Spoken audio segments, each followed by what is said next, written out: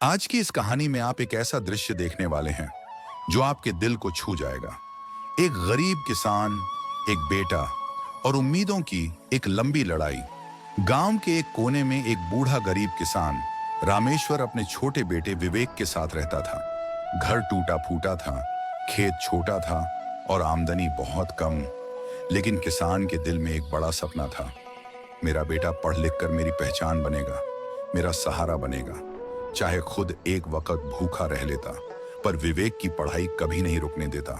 गांव वाले मजाक उड़ाते, अरे रामेश्वर, तेरा बेटा क्या सहारा बनेगा? जवान लड़का है, शहर भेज मजदूरी करने। लेकिन किसान हर ताना, हर तिरस्कार चुपचाप सुनकर भी अपनी इच्छा से नहीं डिगता। वह सिर्फ इतना कहता, मेरा बेटा मेरी उम्मीद है, उसे पढ़ाई करनी है। और एक दिन उसने विवेक को शहर भेज दिया। पर विवेक के मन में दुविधा थी। पिता अकेले कितना काम करते होंगे, क्या मैं कभी उनका सहारा बन पाऊंगा? लेकिन वह पढ़ाई जारी रखता है। कोचिंग, तैयारी और संघर्ष साल दर साल निकलते जाते हैं। कई एग्जाम देता है, बार बार रिजेक्ट होता है। एक रात वह टूट जाता है। कब तक पिता अकेले हैं? मैं कब तक असफलताओं से लड़ता रहूं? थके मन से वह गांव लौट आता है। जब विवेक खेत पहुंचा, पिता तपती धूप में हल चला रहे थे। चेहरे से पसीना बह रहा था, पर हाथ रुक नहीं रहे थे।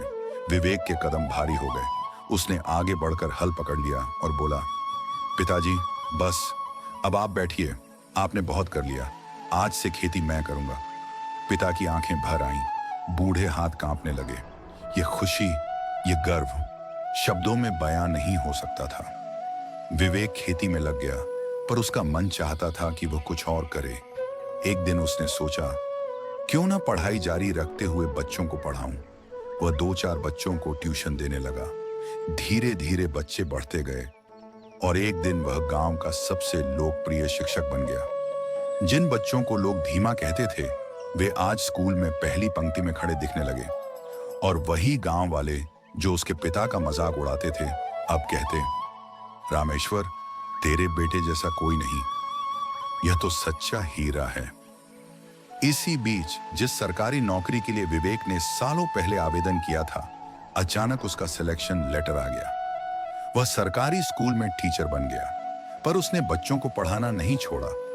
पोस्टिंग पास के क्षेत्र में ही करवाई और गांव के बच्चों को पढ़ाता रहा। विवेक ने साबित कर दिया, आशा कभी मत छोड़ो, मेहनत कभी बेकार नहीं जाती। आज वह अपने पिता का सहारा है, उनके सपनों का जीता जागता उत्तर है। कहानी की सीख, मैसेज टू टुडेज जनरेशन।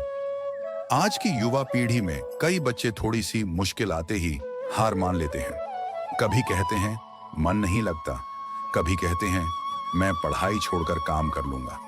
लेकिन याद रखो, जो संघर्ष से भागता है वह सफलता से दूर हो जाता है, और जो संघर्ष को गले लगाता है वही दुनिया में अपना नाम बनाता है।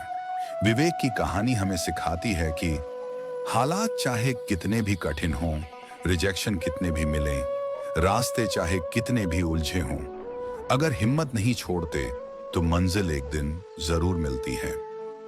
अगर कहानी अच्छी लगी हो तो वीडियो को लाइक जरूर करें और ऐसी ही प्रेरणादायक कहानियों के लिए हमारे आर्या मोटिवेशन स्टोरी चैनल को सब्सक्राइब करना न भूलें।